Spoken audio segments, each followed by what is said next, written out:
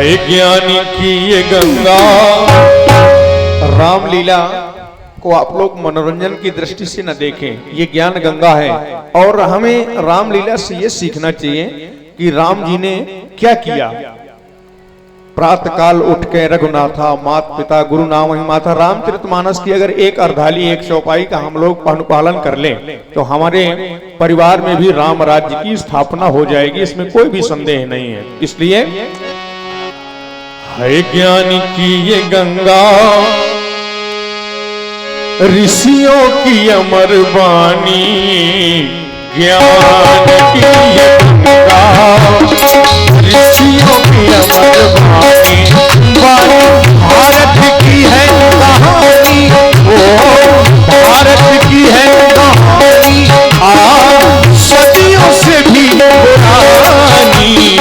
नई कहानी भारत की है कहानी।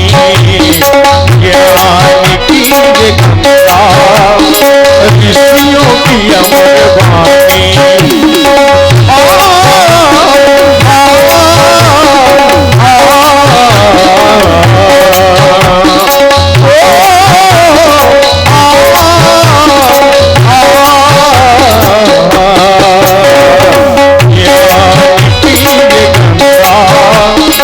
ऋषियों की अमर वाणी। ज्ञान की ये गंगा, ऋषियों की अमर वाणी।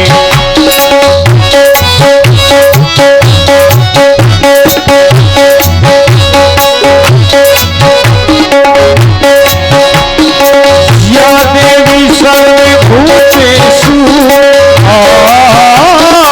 शक्ति रूपेण संस्थिता। नमस्तस्यै नमस्तस्यै नमस्तस्यै नमो नमः। ज्ञानी की ये गंगा, ऋषियों की अमर वाणी।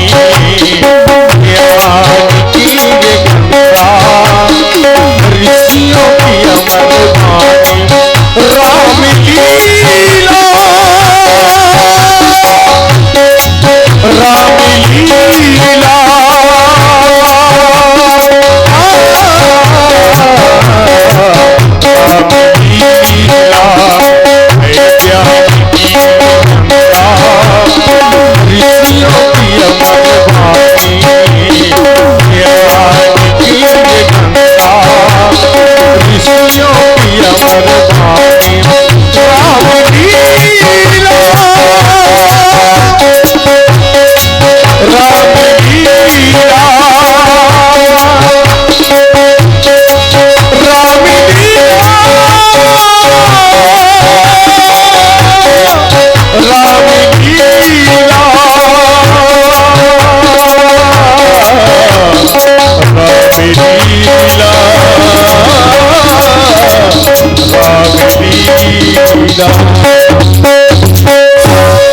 मंगल भवन अमंगल हारी। प्रभु दशरथ अजिर बिहारी।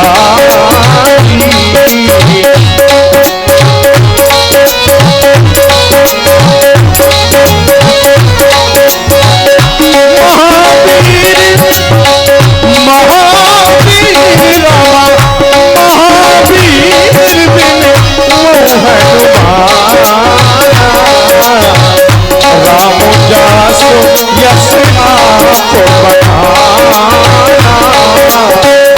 राम जासो यश आपको बताना।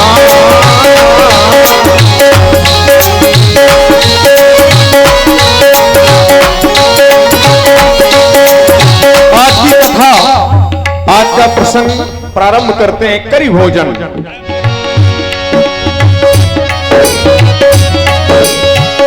करी भोजन करी भोजन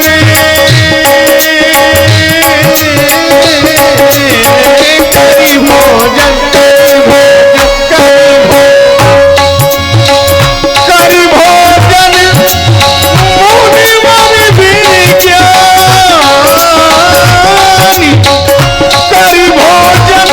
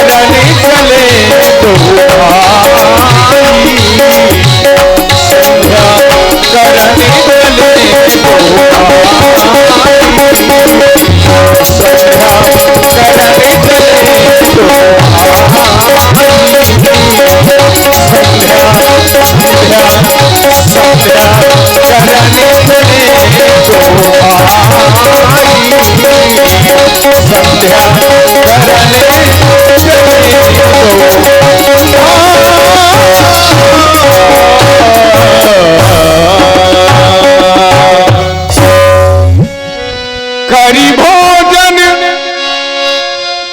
मुनिवर विज्ञानी लगे कहन कछु कथा पुरानी, लगे कहन कछु कथा पुरानी। धर्मात्मा भोजन उपरांत पौराणिक कथा, कथा कहना और कथा सुनना यति आवश्यक है। कथाओं से हमें अपने धर्म और अपने कर्म का ज्ञान होता है। तुम्हारे ही वंश में एक बड़े ही प्रतापी और बड़े ही धर्मवान राजा हुए महाराज शिव, जिन्होंने एक पक्षी की रक्षा के लिए अपने शरीर के संपूर्ण मांस का भी दान कर दिया था। महाराज शिव की परीक्षा लेने के हेतु इंद्र ने बाज का रूप धारण किया और अग्नि ने कबूतर का रूप धारण किया। कबूतर उड़ते उड़ते बाज के भय से भयभीत होकर के महाराज शिव की जंघा में जाकर के बैठ गया। और महाराज शिव ने जब ये जाना कि ये तो हमारी शरण में आया है, ये बाज से भयभीत है, तो उसे शरणार्थी जान करके महाराज शिव ने उसे अभयदान दे दिया। कुछ समय के पश्चात इंद्र भी बाज रूप में पहुंचे और इंद्र ने कहा, महाराज वो कबूतर मेरा भोजन था, आप उसे मुझे प्रदान करें, मेरे साथ अन्याय न करें, मेरा भोजन न छीने।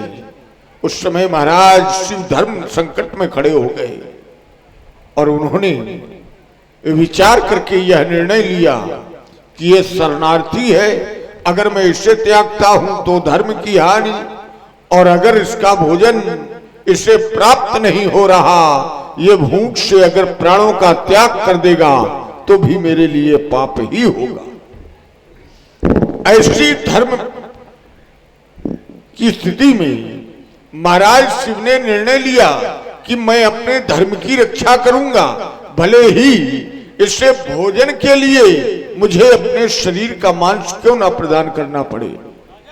यही निर्णय लिया और एक तराजू मंगाया, एक तराजू पर वो कबूतर रखा गया और एक में महाराज शिव का मांस, लेकिन उसका वजन इतना बढ़ता गया कि महाराज शिव ने अपने संपूर्ण शरीर का भी दान कर दिया, और जब शरीर का दान किया तब इंद्र और अग्नि दोनों अपने वास्तविक रूप में आ गए।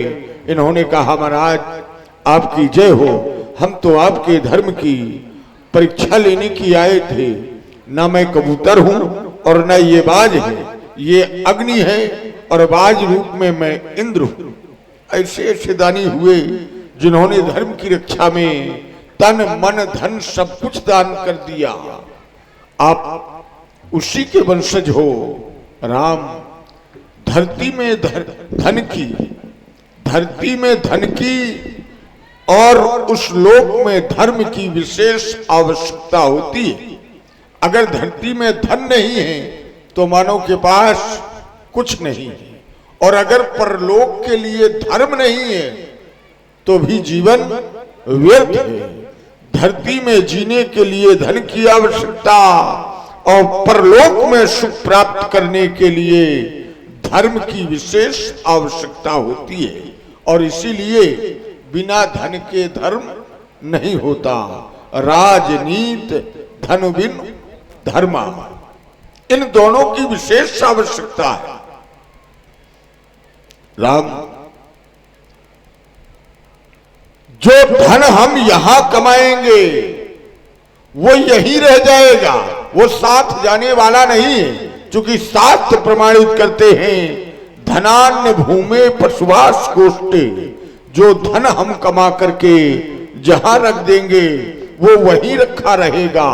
जो पशु हम पशुशाला में बांध देंगे तो शरीर छूटने के बाद वो पशु भी हम इधर उधर नहीं कर सकते। जीवन में बहुत साथी मिलते हैं, लेकिन कोई साथी भी साथ देने वाला नहीं रह जाता। यहां तक कि जिसे लोग जीवन संगनी कहते हैं, वो जीवन संगनी भी साथ देती है तो केवल दरवाजे तक। नारी गृह द्वारे जनांसा श्मशाने, जितना परिवार सगे संबंधी हैं ये साथ देंगे तो केवल शमशान भूमि तक।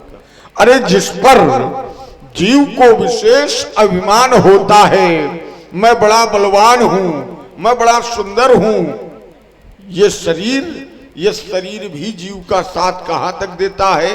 केवल चिता तक। देहस्य चितायाम, चिता से ये शरीर भी साथ छोड़ देता है। परलोक मार्गे धर्मान गो गच्छति जीव एका, परलोक जाता है तो केवल धर्म जाता है। इसलिए मानव को धर्म की रक्षा करनी चाहिए। जब हम धर्म की रक्षा करेंगे तो धर्म हमारी रक्षा करेगा। लेकिन मैं देख रहा हूं समय अब कथा का नहीं, समय संध्या का है। क्योंकि दिन व्यतीत होने जा रहा है और ये प्रथम उत्तम बेला की संध्या है।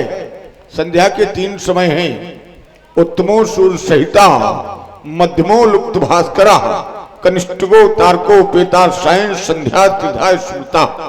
उत्तम कोट की संध्या वो है जो भगवान भास्कर के रहते हुए कर ली जाए, और मध्यम कोट की संध्या वो है जब भगवान भास्कर पूर्ण रूपेण अस्ताचल की ओर गमन कर गए हो तब की जाए। और तृतीय जिसे निकृष्ट संध्या कहते हैं वो भगवान भास्कर जब छिप जाएं और आकाश में तारागण प्रकाशित हो जाएं तब की जाए। जिसकी प्रतीक्षा थी वो समय आ गया, इसलिए जाओ संध्या वंदन करो।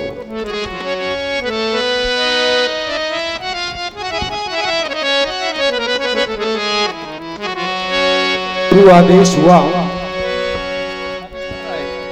और दोनों बंधुओं इस संध्या करने के लिए विगत दिवस गुरुआय सुपाई